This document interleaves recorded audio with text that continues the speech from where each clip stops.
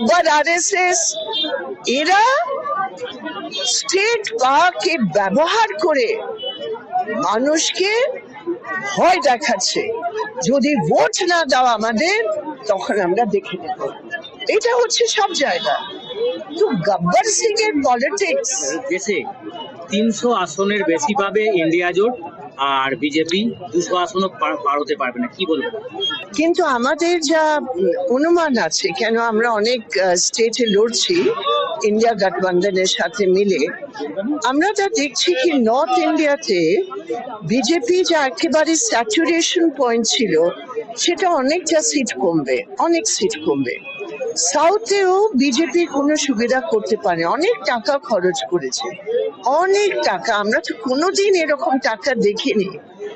ধরুন কেরালাতে এত টাকা বিজেপি খরচ করেছে, এটা ইম্পসিবল টু বিলিভ। ও যা ইলেকট্রাল বন্ডে টাকা নিয়ে করেছে, কিন্তু তবুও সুবিধা পাচ্ছে না এখানে। সাউথে অন্ধ্রপ্রদেশে কিছু ওদের যা আমরা খবর পেয়েছি, বিজেপি তো শূন্য হবে, কিন্তু ওদের অ্যালাইজ এক দুটো সিট কিছু পেতে পারে। এখন যদি আমরা ইস্টের কথা দেখি, এখন মেন হচ্ছে ওরা ওয়েস্ট বেঙ্গলে কনসেন্ট্রেট করছে, সেই ফিলিংটা বিজেপি ক্যাপচার করার চেষ্টা করছে। কেন ওয়েস্ট বেঙ্গলে মমতা ব্যানার্জি বিজেপির জন্য জমিন তৈরি করে নিয়েছে, কিন্তু এবার যা আমরা দেখছি একটা ঝড়ের মতন উঠছে, এবার বাম, এবার বাম, এবার বাম, আর বামের সাথে কংগ্রেস।